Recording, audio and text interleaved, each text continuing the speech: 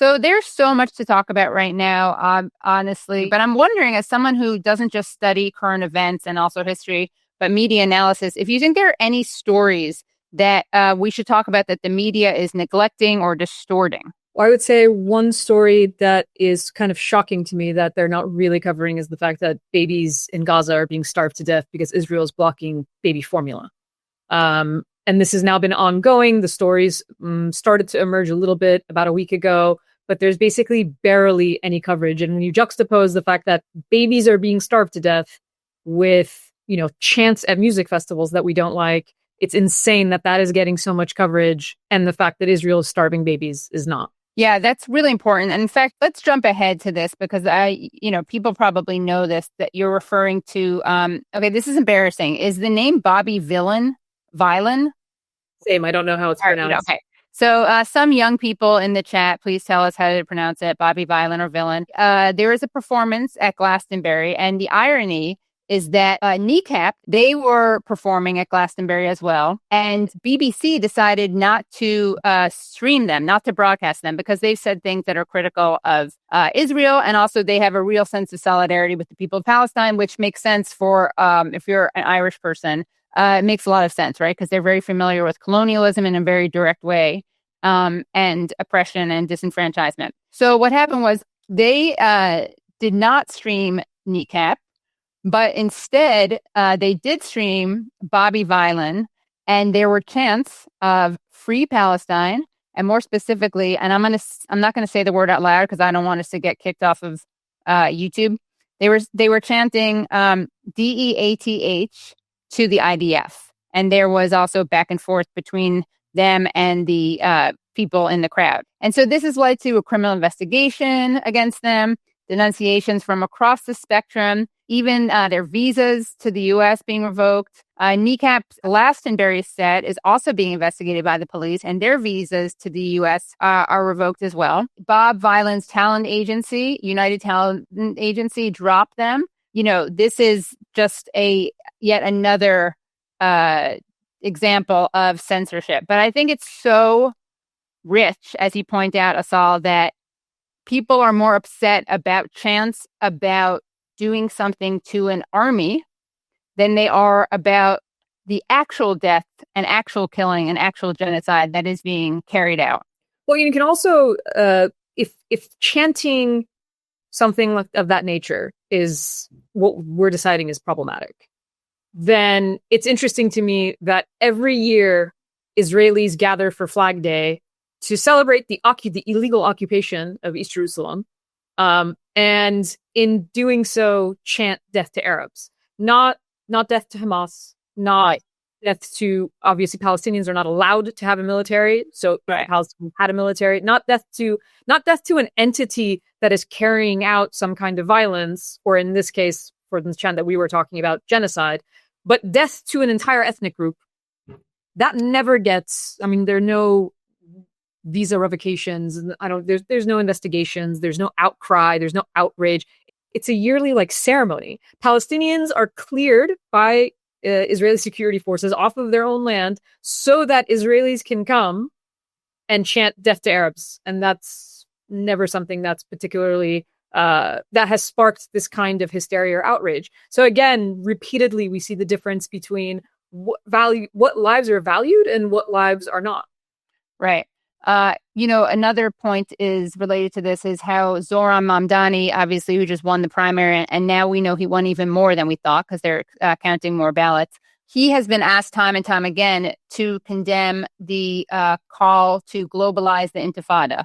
Now, I just want to explain that he never said that. He was just asked about it on the Bulwark podcast because people love taking the most radical example of something that any random person has said who supports a free Palestine and asking every single other person who supports a free Palestine to disavow that statement or condemn it. You never hear people asked to condemn or disavow the statements like death to Arabs. Nobody is asked that by the media. So this is a video that Israeli journalist Yinon Magal posted, and it shows Israeli soldiers singing and chanting for the occupation of Gaza and to, quote, wipe off the seed of Amalek, saying there are, quote, no innocent civilians, end quote, in Gaza. So, and this is a reference, Amalek is a reference to the Old Testament and how you are supposed to kill every man, woman, child, not just man, woman, and child, but also animals, livestock. And this is, of course, something that Netanyahu himself talked about Amalek. So let's take a look at this video. It has subtitles. I'm coming to occupy Gaza and beat Hezbollah. I stick by one mitzvah, that's like a good deed, to wipe off the seed of Amalek.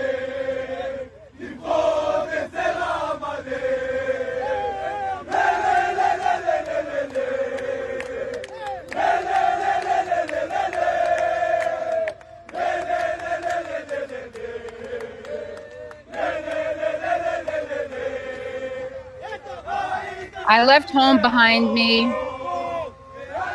won't come back until victory. We know our slogan. There are no uninvolved civilians.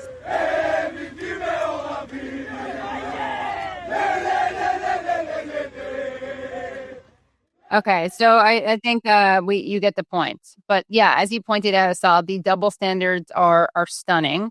And you also, I just wanted to share because everyone should be following Assal on Twitter because she does really great media analysis, often just like in the form of visual tweets. Yeah, you have a tweet where you just literally compared what happened to Bobby Vylan with Bibi in the halls of the U.S. government. Let's just take a look at that. You quote tweet breaking, Bob Vylan have had their U.S. visas revoked over their, quote, hateful tirade at Glastonbury, a Trump official has said. But a wanted genocidal war criminal is greeted by our representatives like a hero. And there he is in the halls of Congress in the United States, surrounded.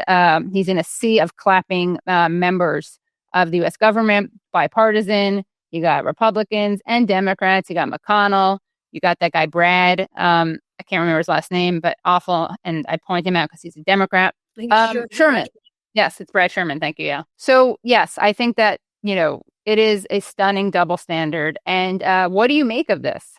I mean, it's a continuation of, if you're looking at the U.S. response to it and the fact that, you actually have visas being revoked, it's a continuation of full U.S. support for Israel genocide in Gaza. And we saw this, that picture of Netanyahu was actually from last year. It was the Biden administration. So there's continuity between the Democrats and the Republicans and the Biden admin and the current administration in terms of just absolute full support for anything that Israel does, which includes, invading countries, bombing sovereign countries, occupying land, apartheid, all of these things. But then the largest issue currently being a genocide in Gaza. So there's Netanyahu has ICC arrest warrants against him. He's a wanted war criminal. And yet there's no question as to whether or not the U.S. would welcome Netanyahu. But then if you have someone who is engaged in no actual violence, right? It's the idea that it's inciting violence or it's the conduct is inappropriate. It also speaks to our free speech principles. The fact that, we've already seen those being eroded, starting with the Biden admin and now moving forward very, very aggressively under this administration. It's just that repeatedly you see that in the Western narrative, whether it's the way that the media describes it, whether it's the way our our politicians talk about it, Palestinian lives, Arab lives, Muslim lives do not matter. And the only lives in this particular situation that do are Israelis. And I don't know. It's hard to wrap your mind. That has to be the logic to a genocide, right? The logic of a genocide is that you take a group of people and based on their religion or ethnicity, they are being slaughtered. And we're seeing that happen every day. Right. I also want to point out, this is just kind of interesting. Obviously, I agree with every single thing that you just said. But just going back to the Bobby Vylan thing for a second, I do think it's interesting that the media has focused, understandably, it's kind of more of a attention-getting thing that they chanted. But I thought it's worth watching a longer, kind of astute speech on the matter. So here's what Bob Vylan had to say. And let's just take a look at this video. So yeah, man, obviously, we're seeing some fucked up things happening in the world. you know, we're seeing the UK and the US be complicit in war crimes and genocide happening over there to the Palestinian people. And I know we're on the BBC, look, we're not going to say anything crazy, all right? Don't leave that for them lads, you know what I mean? But we have seen, unfortunately, we have seen a strange reaction to people that come out and voice support for Palestine, even though anybody with any kind of moral compass can surely tell that what is happening over there in Gaza is a tragedy. So look, we're not pacifist punks here over at Bob Vylan Enterprises. We're not pacifist punks. We are the violent punks, because sometimes you've got to get your message across with violence, because that is the only language that some people speak, unfortunately. This next song, we want to dedicate it to every single band that is using their platform to speak up for the Palestinian people and speak against the crimes that Israel, the UK and the US and much of the Western world are complicit in. So this is for all of you, like this is for Murder Capital, this is for Kneecap, this is for Amel and the Sniffers. Every single band out there using their platform to speak up for the Palestinian people. Because we must pray, hope, and wish to see a day where the Palestinian people are liberated and free from the tyranny of the Israeli government. Free, free! Free, free! Free, free! Free, free! Free, free! Free Palestine each and every single time this is pretty songs. Okay, so I just wanted to show that, since that's not getting a lot of attention. Also, it is villain. I think I was, they've been so vilified that I was loath to call them villain. But okay, it is villain. Anyway. But yeah, as you point out, you know, this is what people are up in arms about, not about it's discourse from people defending Palestinians from genocide. It's not the actual genocide. People are up in arms about this, but not the actual genocide.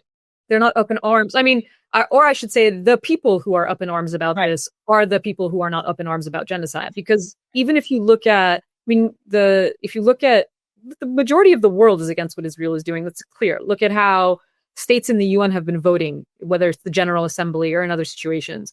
Look at the rhetoric that you hear from leaders that are not necessarily from the West, and even some Western leaders. But also look at the polling in a country like the United States, which is highly, highly propagandized. I mean, the US is basically the whether it's the political discourse, whether it's the media discourse, whether it's popular culture, it is built around the idea that it's a zealous kind of, they say it themselves, it's unconditional support for Israel. That phrase has been normalized, even though it's extremely abnormal to say that you unconditionally support any state in this world.